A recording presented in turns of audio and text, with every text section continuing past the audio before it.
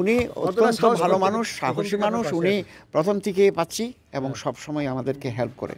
প্রভুর আশীর্বাদ তো লাগবেই, প্রসাদ নেব, হ্যাঁ প্রভুকে মুক্ত করবই, এটা আমাদের ডিটারমিনেশন। দেশে তো 2 তারিখে ওখানে কোর্টে কেস আছে, মামলা আছে, তো 2 তারিখে মামলা থাকলে আমরা এর আগে যাব। শরীর অবস্থা ভালো না, তারপরেও যাব।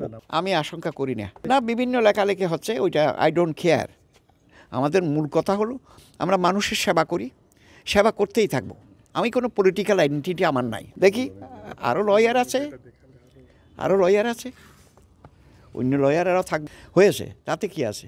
আমার নিন্দুকরা নিন্দা করবে, আমার করার কিছু নাই। ভারতকে পাই, আমেরিকাকে পাই, যেই হোক না কেন, কানাডা, আমি কি ছিলাম, আমেরিকা ছিলাম, I was in America also, আমি কানাডাতেও ছিলাম। আমি সারা জীবন লড়াই করেছি, এখনও যার জন্য যেই নিগৃহীত নিপীড়িত তার জন্য আমরা না, দ্যাটস গুড এবং ভালো। হ্যাঁ, মায়াপুরও আমার খুব সমাদর করেছে, আমি মন্দির ঘুরে ঘুরে দেখলাম। ওইটা তো আমার একটা ইস ইজ অপরচুনিটি। আমি তো এখন এইমসে চিকিৎসাধীন আছি। ডাক্তার যেদিন আমাকে সুস্থ হতে বলবেন সেদিন চলে যাব। আমি সেটা তো দাঁড়ানোর জন্য আমি না দাঁড়ায় আরও লয়ার আছে, এরা সোমিনেন্ট লয়ার, তাদেরকে দাঁড় করিয়ে দেবো। আমি বললাম তো, আমি যদি অসুস্থ থাকি হয়তো থাকবো না, যদি অসুস্থ না হই আমি চলে যাব। ডিটারমিনেশন, আমার ওই মুহূর্তে কোনো ভয় নেই। তারপর আরেকটা অনুষ্ঠান আছে, সেখানে যেতে হবে।